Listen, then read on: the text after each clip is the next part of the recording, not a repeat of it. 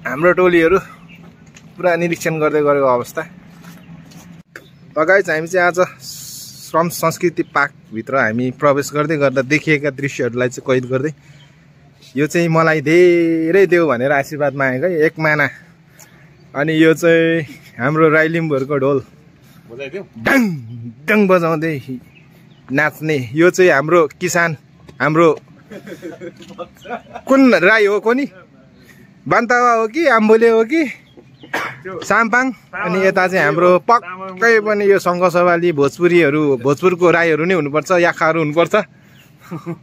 अनि यता चाहिँ यो चाहिँ हाम्रो याकथुम्बाई होला हौ, हाम्रो याकथुम्बाई जस्तो लाग्यो। हौ यहाँ त गुरुङ दाजु जस्तो छ त नि। हौ गुरुङै हो, पक्कै ड्रेसअप हेर्दा त गुरुङ, अनुहार हेर्दा गुरुङ। अनि अब यता चाहिँ अलिकति लुकेको रहेछ अहिले, यो चाहिँ श्रम गर्ने व्यक्तिहरूको होला सायद। अनि यहाँ पाइप बोकेको देख्दा चाहिँ त्यो आधारले भनेको है। अनि यहाँ कुखुरा, आम्मा कुखुरालाई पनि यस्तो बनाइदिएको छ। मेरो काका होला हौ। अनि यो त्यस रमाइलो रहेछ, राम्रो बनाइसकेको रहेछ। आजभन्दा अगाडि आएको, तर अब खास चाहिँ आउनु भ्याइँदैन थियो, तर पनि जस राम्रो बनाएको रहेछ है गाइस श्रम पार्क चाहिँ।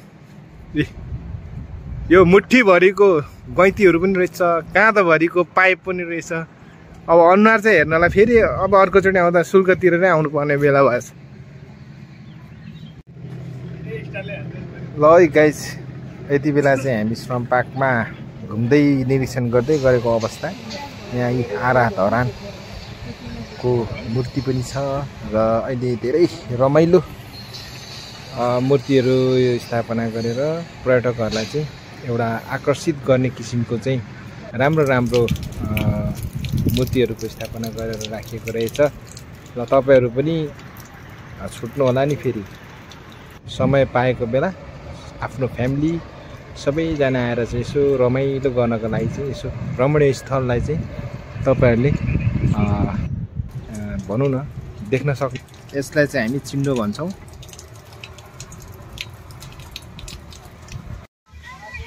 यस्तो चिजहरू एउटा पुर्खाहरूले चलाइल्याएका चिजहरूलाई चाहिँ एउटा मूर्तिमा स्थापना गरेर यो पार्कलाई चाहिँ एउटा आकर्षित किसिमले चाहिँ बनाइएको छ।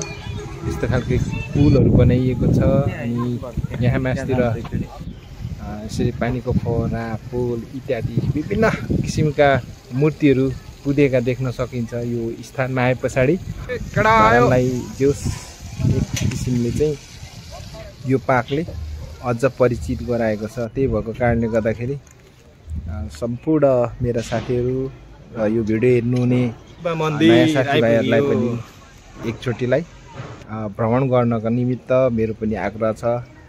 र मेरो भाइहरू यसरी रमाइरहेका छन्। दिनभरिको काम, एक हप्ताको काममा एक दिन छुट्टीको समय मिलाएर हामीले चाहिँ यसरी धरानभित्रको यो पार्कलाई चाहिँ फेरि